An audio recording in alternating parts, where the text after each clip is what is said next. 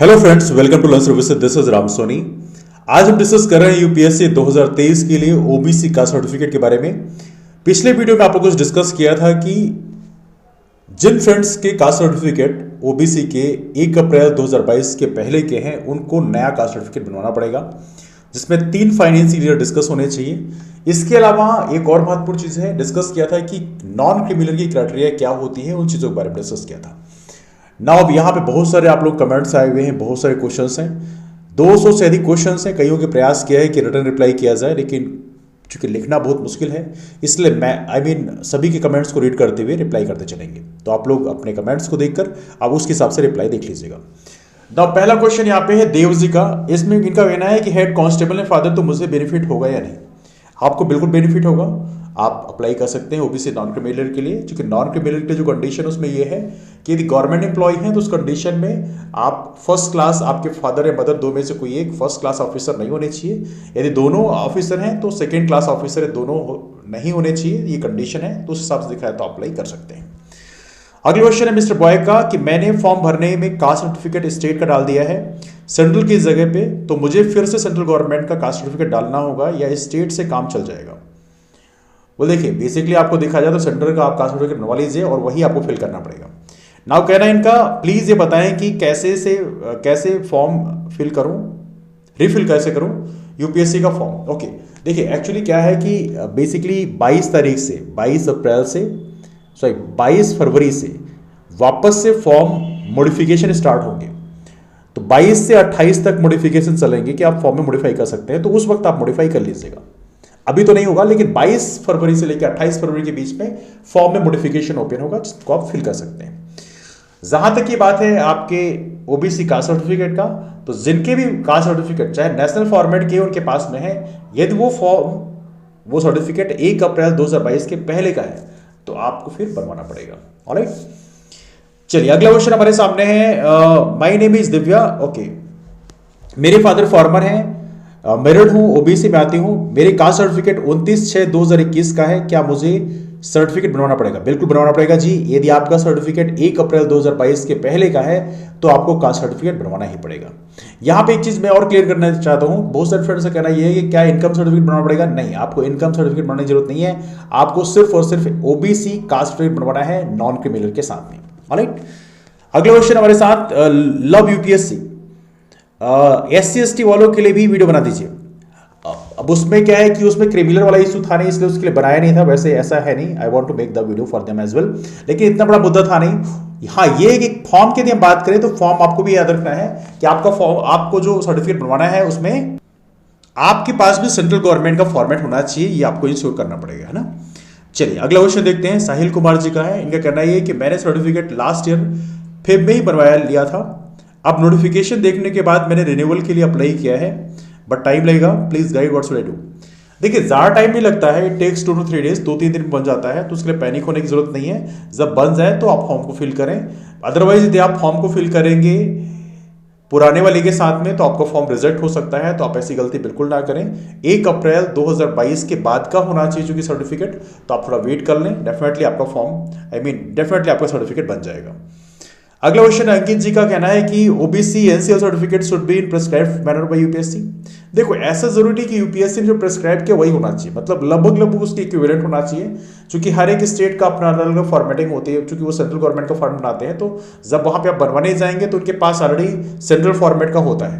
तो यदि आपके पास इन केस बना हुआ है जो कि सेंट्रल फॉर्मेट का बना हुआ है, हो सकता है थोड़ा आगे पीछे भी है तो चल जाएगा।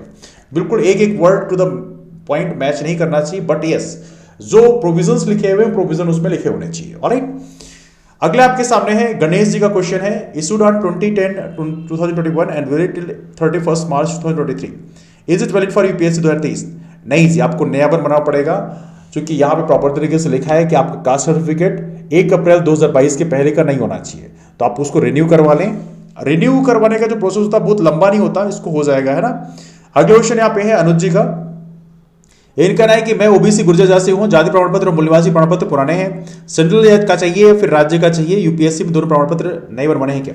नहीं, केवल सेंट्रल गवर्नमेंट का चीज, सेंट्रल का जो फॉर्मेट है उसी फॉर्मेट में आपको बनवाना है। आई एम श्योर कि आपके पास स्टेट का ऑलरेडी होगा, तो इस आपको सेंट्रल का फॉर्मेट कन्वर्ट करवा लेना है। है ना। तो आप सेंट्रल का फॉर्मेट लेके जाएंगे तो स्टेट वाला जो आपके पास ओबीसी नॉन क्रिमिनल का सर्टिफिकेट है उसको उसकी फोटोकॉपी लगेगी तो आपका सेंट्रल का फॉर्मेट तुरंत बन जाएगा।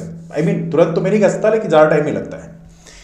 अगला क्वेश्चन हमारे सामने है ध्रुव नारायण जी का। इनका कहना है कि मेरा 19 अप्रैल 2021 का बना हुआ है यूपी स्टेट गवर्नमेंट का, मैंने सेंट्रल गवर्नमेंट का भी बनवा लिया है, अप्लाई कर दिया है, बट अभी काम बहुत स्लो हो रहा है। अगर नहीं आ पाता है तो पुराने वाले कास्ट सर्टिफिकेट से यूपीएससी का फॉर्म भर सकते हैं, बाद में रिन्यू कर।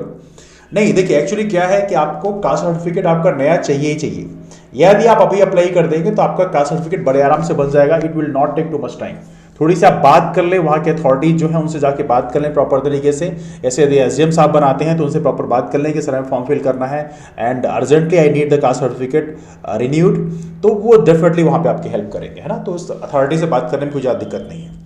अगला क्वेश्चन आशीष जी का है। आशीष जी कहना ये है कि is it required for prelims और मेंस। देखो ये प्रीलिम्स में रिक्वायर्ड है, आपको उस जो भी आपके पास कास्ट सर्टिफिकेट है उसकी डेट तो आपको भरनी पड़ेगी कि इस दिन बनवाया गया है। दूसरी बात, मेंस में आपको हार्ड कॉपी, जब आप प्रीलिम्स क्वालिफाई कर लेंगे तो जब आप डिटेल एप्लीकेशन फॉर्म फिल करेंगे तो वहां भी फिर आपको सेंड करना पड़ेगा कॉपी। तो उस कंडीशन में आपको फिर प्रॉपर हार्ड कॉपी चाहिए होगी, तो उस कंडीशन में आपको चाहिए होगा। तो कहने का मतलब ये कि अभी आप बनवा ले तो अच्छा रहेगा। और वैसे भी यहाँ प्रॉपर तरीके से बोला गया है कि ये कास्ट सर्टिफिकेट जो है आपका इसी साल का होना चाहिए, है ना। तो इसलिए आपको इंश्योर करना पड़ेगा कि जब एक आपके ये फॉर्म भरने की जो लास्ट डेट जब खत्म होगी उसके पहले पहले आप ये कास्ट सर्टिफिकेट बनवा लें, है ना। मनीष जी क्वेश्चन है कि ओबीसी सर्टिफिकेट सेंट्रल गवर्नमेंट का या स्टेट गवर्नमेंट का चाहिए। ओबीसी सर्टिफिकेट सेंट्रल गवर्नमेंट का चाहिए जी, क्योंकि यूपीएससी का फॉर्म है तो आपको सेंट्रल गवर्नमेंट का ही लेना पड़ेगा। अगला क्वेश्चन हमारे सामने है मोहिल जी का। इनका कहना है कि इनकम सर्टिफिकेट भी रिन्यू करवाना होगा क्या। नहीं, कोई जरूरत नहीं है। Caste certificate was made on 10/11/2017। आपको कास्ट सर्टिफिकेट जो 2017 का बना हुआ है उसको आपको रिन्यू करवाना पड़ेगा, और 2022 का मतलब 1 अप्रैल 2022 के पहले का चूंकि है तो इसलिए आपको उसको रिन्यू करवाना पड़ेगा, और वहां पे उसमें नॉन क्रिमिनल भी मेंशन होना चाहिए, तो ये भी आपको इंश्योर करना है। हालांकि मैंने देखा है कुछ फॉर्मेट ऐसे हैं, चूंकि कुछ फ्रेंड्स ने प्रॉपर टेलीग्राम में मैसेज, टेलीग्राम को बता दूं आप लोग जो फ्रेंड्स ऐसे हैं जो हमसे जुड़ना चाहते हैं, लर्न सर्विसेज नाम का टेलीग्राम ग्रुप है, उसे आप ज्वाइन कर लीजिएगा। उसकी लिंक मैं नीचे शेयर कर दूंगा, तो उसके माध्यम से आप ग्रुप ज्वाइन कर सकते हैं। तो कुछ फ्रेंड्स ने पर्सनली मेरे को मैसेज किया अपने कास्ट सर्टिफिकेट का प्रोफार्मा, तो उसमें कुछ लोगों के उसमें यह है कि 3 साल लिखा हुआ है प्रॉपर तरीके से कि पिछले 3 वर्ष में कास्ट सर्टिफिकेट की जो 8 लाख की जो लिमिट है उसको पार नहीं किया है, लेकिन कुछ में नहीं लिखा हुआ है। तो आपको पैनिक नहीं होना है, उसके लिए आपको अलग से बाद में फिल करना होगा। तो जब मेंस आप दोगे या इंटरव्यू के टाइम में आप बाद में जो यूपीएससी आपसे फॉर्म फिल करवाती है एक अलग से, जिसमें ये सारे आप कह देते हो, एक प्रकार से आप डिक्लेरेशन देते हो कि हाँ मैं क्रिमिनल में नहीं आता हूं, तो वो काउंट कर लिया जाता है ना, डिक्लेरेशन से काम चल जाता है। ठीक है, चलिए अगला क्वेश्चन देव जी का है। ओके, देव जी का क्वेश्चन। ओके, तो यहाँ पे कुछ क्वेश्चन जो है रिप्लाई कर दिए गए हैं। ओके, जो भी आप लोग के पास फर्दर डाउट्स हैं तो आप लोग कमेंट करके पूछ सकते हैं। बहुत सारे मैसेज जो हैं उनके रिप्लाई कर दिए गए हैं। जैसे यहाँ पे गणेश जी क्वेश्चन है, issued on 2010-2021 and valid till. Okay, ये क्वेश्चन तो ऑलरेडी रिप्लाई कर दिया गया है। तो बहुत सारे क्वेश्चंस के ऑलरेडी रिप्लाई कर दिए गए हैं, है ना। ओके, तो ये रहे क्वेश्चंस, और बाकी लोग के जो पर्सनली मैसेज कर दिए हैं तो उनको रिप्लाई अलग से करने की जरूरत नहीं है। तो ये रहा डिस्कशन। यदि आपके पास फर्दर कोई डाउट्स हैं तो आप इसमें भी नीचे कमेंट करके पूछ सकते हैं। आई मेक श्योर दैट कि उस पर पर्सनली रिप्लाई कर दिया जाए, या तो यदि ज्यादा मैसेज आएंगे तो will make separate video for that. Alright, discussion का बीच वाइंड अप करते हैं, मुलाकात करते हैं आप लोग। फिर चैनल को आप सब्सक्राइब जरूर कर लें, जितने भी अपडेट्स हैं यूपीएससी जुड़ी हुई वो अपडेट आपको यहाँ पे दी जाएगी। और मुलाकात करते हैं आप लोग फिर एक नए वीडियो में। तब तक bye bye, take care, have a wonderful day, keep forward and take care, that's all, thanks so much.